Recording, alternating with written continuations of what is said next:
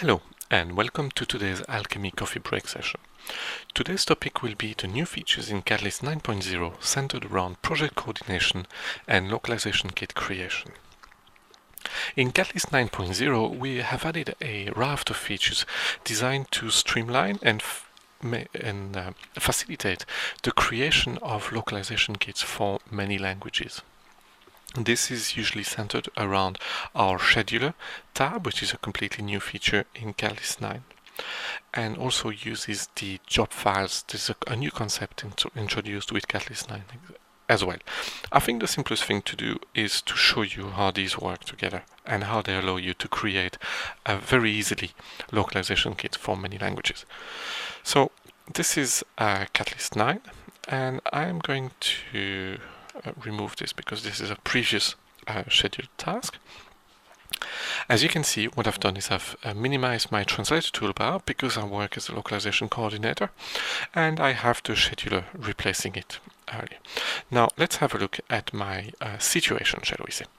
I have a product of which I'm translating release 9, which is online help, software and web. Now previously I did version 7 and version 8 in a couple of languages, or the company I work for did that. So obviously I will want to use this as legacy material. Now what I did previously, and this is the topic of another What's New in 9.0 video, I created an Alchemy TM with all of my legacy material in my 3 languages. So this is the TM I will use for my version 9 and for the log kits of the version 9 irrespective of their language. Okay, my version 9 localization kit will come into this folder, which is my job folder. How will we do that? Let's start by analyzing what we need to do. What we need to do is we need to take those TTKs, make a copy per language, change the target language, analyze them, pre-translate them, validate them because I might want to do a partially translated build if I need to, and then my files will be ready to be sent out to the translators if it's required. Now the best thing to do will simply be to start by an analysis. I'm going to start the analysis expert, but instead of doing a standard TM analysis, I'm going to do a TM analysis via the scheduler. I click on OK, and immediately the tool has selected the job file as the option, which I will create right now. And this is going to be demo tier 1 because it will contain my first tier languages.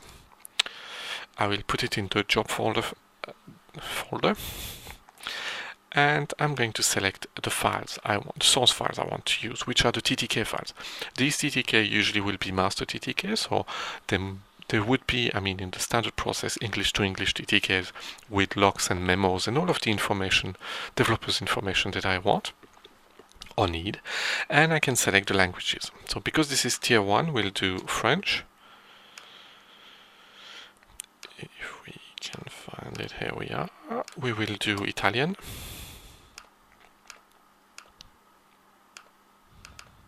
And Japanese. So we have now created our job file, we have all our files. We are going to select our translation memory, which is the file we created during that other video. And we can now select the options. So I have exactly the same freedom as I would normally regarding the analysis. I can select or exclude object type, and I can create a report. Now I can't specify the report because this will be created automatically for me. I click on OK, and the task is basically at this stage being prepared, so it's not going to run automatically, it is just being prepared and added to the scheduler queue, as you can see now.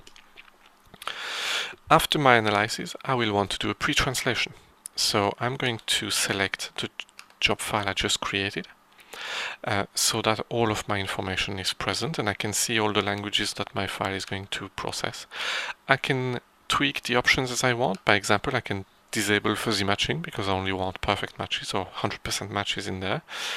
I can once again exclude object type and select to create a report if I want to. Clicking on OK will prepare the translation, the leverage, if you will, for all of my languages automatically. And finally, we've decided that once we have done the leverage, we might actually do a validate expert and see if we could potentially use this for a partially translated build, which allowed our QA team to get a bit ahead. So what I would do again, select my job file, which means I get all of my settings are ready, and go into the options and select the checks I want to run. So here I will run very important checks like printer format specifiers, control characters, and truncations. Click on OK, and my validation will now be ready. Now at this stage, my tier 1 would have, is now ready to go through all of the steps it needs. So what I might do is I might actually start the queue. I might tell the Catalyst, okay, run all of these in the background. And Catalyst will start by running all of these in the background. And you can see suddenly that my folder here is receives new files and everything starts happening in the background. While this is happening, I am perfectly able to continue working in Catalyst. So I could do bug fixing on another TTK, or maybe in my case, what I might want to do is actually start tier 2, which would be running the analysis, but with a new job file, and this is going to be demo tier 2. Which would use maybe the same files as I did before, so those 3 files once again. Or maybe because they're tier 2, we're not going to translate, we might decide actually the website is not getting translated into those files. And languages will actually be Danish, Swedish,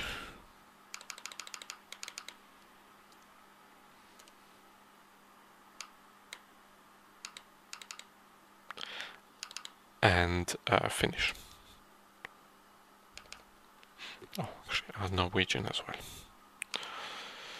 There we go. And so it's Swedish, Danish, Finnish, Norwegian, and Swedish.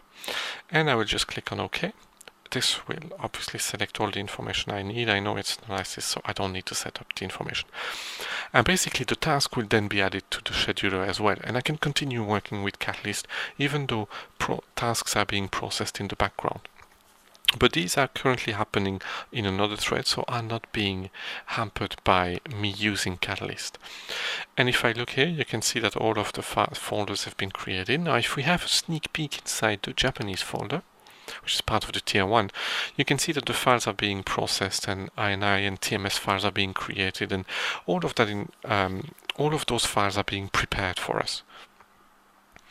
If we go back to Catalyst to see where we stand, you can see that the analysis and the leverage have been done, and we're now running the validation on each of the files. So we'll let Catalyst finish this, and we'll pause it when we get to the analysis here because we don't really need to see that one happening. So obviously at this stage I'm perfectly able to open another TTK and do other work as I mentioned earlier.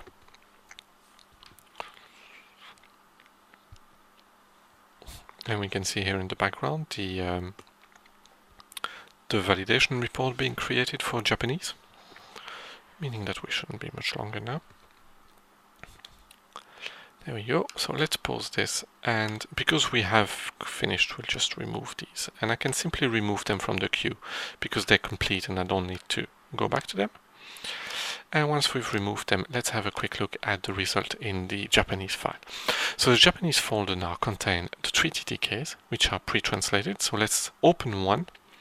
And actually, while we open TTK, what we might do while we have a look at the TTK is restart the queue, so that you can see that the queue can be run in the background and the file can still be accessed at the same time.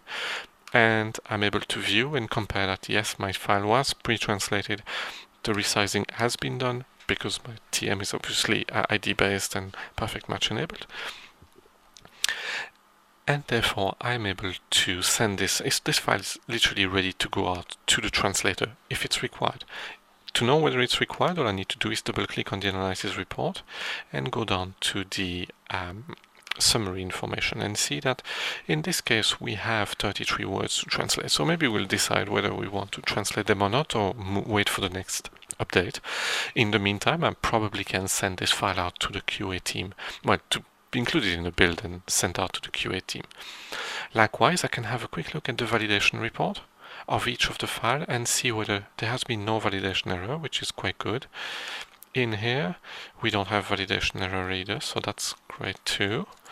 And let's have a look at the last one. We have a couple, but really, you know, it's all centered in one dialog box. We could probably live with that and just send a note to the QA team saying these are a couple of truncations here. We're aware of them. We'll deal with them when the file comes back from translation. Or I can fix them and then send the file out to the translation, to the build environment, sorry. So as you can see, the clock kit is ready, but I also have all the information I need to make a decision whether I want to create a partially translated build, or maybe in this case, because there's so little words for translation, I might send it out, get it back, and then create the build. So this concludes our demonstration of the preparation of log kits for multiple languages and other new features related to the project coordination. So among those features we have the job file, which allows you to prepare a multilingual structure very easily. Once you've prepared it once, you can just reuse it again and again, so it makes it very easy to use. The scheduler will allow you to queue and process multiple operations, meaning that you can prepare operations, say, I don't know, in the morning and then let them run, or you could prepare them during the day and run them overnight. All of that will happen when you're not there. If you need more information on the new features in Catalyst 9.0, don't hesitate to check out our other What's New in Catalyst 9.0 videos. And obviously, if you have any questions on anything related to Catalyst, don't hesitate to contact us at info@alchemysoftware.ie. In the meantime, thank you very much for taking the time of attending this webinar, and have a nice day. Goodbye.